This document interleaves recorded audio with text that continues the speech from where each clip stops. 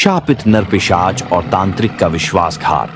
बेताल ने विक्रम के कंधे पर बैठे हुए एक शैतानी मुस्कान के साथ कहा, सुनो, हे महान राजा, आज मैं तुम्हें एक ऐसी कहानी सुनाऊंगा जिसमें प्रेम, विश्वासघात और एक श्राप की छाया है। एक तांत्रिक जिसने अमृता की लालसा में अपनी आत्मा बेच दी, एक राजकुमारी जिसकी नियति अंधकार से जुड़ी थी, और एक शापित नरपिशाच जो प्रेम और मुक्ति के बीच झूलता रहा। विक्रम ने मौन रहकर उसकी बात सुनी, कड़ी निगाहों से आगे बढ़ते हुए।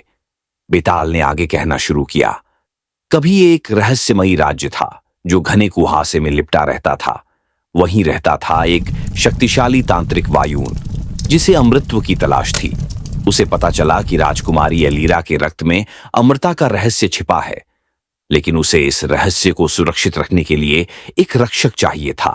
एक ऐसा रक्षक जो अंधकार का वश में हो। भूमि के नीचे एक प्राचीन समाधि में एक भयानक नरपिशाच रुद्रबाहु को सदियों से कैद करके रखा गया था।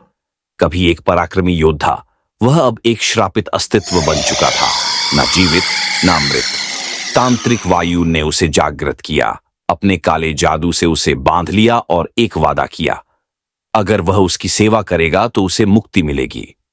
रुद्रबाहु जागा, लेकिन उसके भीतर एक अनियंत्रित प्यास धधक उठी। लेकिन जब उसकी नजर राजकुमारी एलीरा पर पड़ी तो उसके भीतर कुछ बदलने लगा। उसकी मरी हुई आत्मा में फिर से कुछ महसूस हुआ, शायद प्रेम। राजकुमारी जो तांत्रिक की महल में बंदी थी, उसकी आंखों में एक पीड़ा देख सकती थी। एक नरपिशाच होते हुए भी उसमें कहीं न कहीं इंसानियत बची थी। लेकिन हे राजन, बेताल ने ठाका लगाते हुए कहा, प्रेम और वफादारी से ज्यादा खतरनाक कुछ नहीं। वायुन ने जब यह देखा कि रुद्रबाहु राजकुमारी की ओर आकर्षित हो रहा है तो वह क्रोधित हो उठा।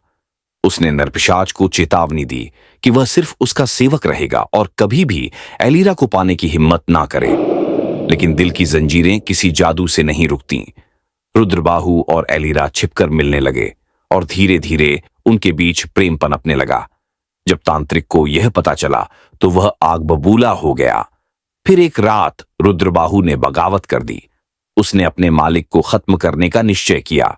उसने वायुन का हृदय चीर कर निकाल लिया और उसी क्षण तांत्रिक का जादू टूट गया।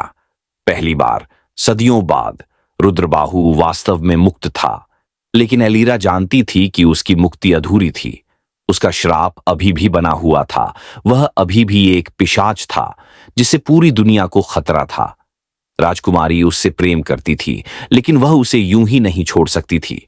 भारी हृदय से उसने देवी देवताओं का आह्वान किया और एक दिव्य खड्ग से रुद्रबाहु का हृदय भेद दिया। रुद्रबाहु ने उसकी ओर देखा, न क्रोध से न दुख से, बल्कि समझदारी से। उसने जान लिया था कि यह अंत ही उसका असली मोक्ष था। उसकी शापित देह राख में बदलने लगी और एलीरा फूट फूट कर रो पड़ी। राज्य अब सुरक्षित था, पर राजकुमारी का हृदय हमेशा के लिए एक बोझ से भर गया। बेताल रुका और फिर विक्रम की ओर देखा। अब बताओ हे राजन, बेताल ने रहस्यमयी स्वर में पूछा, क्या प्रेम ने इस राज्य को बचाया, या उसी प्रेम ने रुद्रबाहु और एलीरा को विनाश की ओर धकेल दिया? क्या नरपिशाच ने खुद को मोक्ष दिया, या वह केवल नियति का एक और शिकार बन गया? विक्रम कुछ पल सोचता रहा, फिर गंभीर स्वर में बोला, प्रेम एक दोधारी तलवार है बेताल। यह उद्धार भी कर सकता है और विनाश भी। प्रेम में किए गए निर्णय ही उसकी नियति तय करते हैं।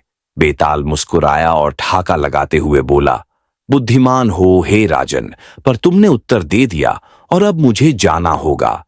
इतना कहकर बेताल फिर हवा में विलीन हो गया और विक्रम अपने कठिन मार्ग पर अकेले आगे बढ़ता रहा।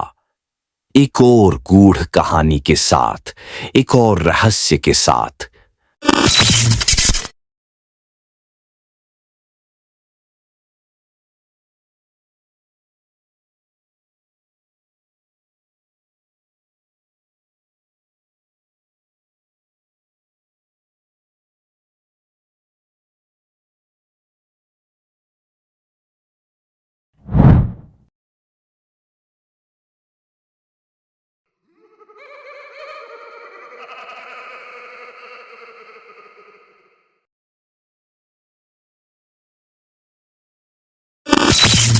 नाइस।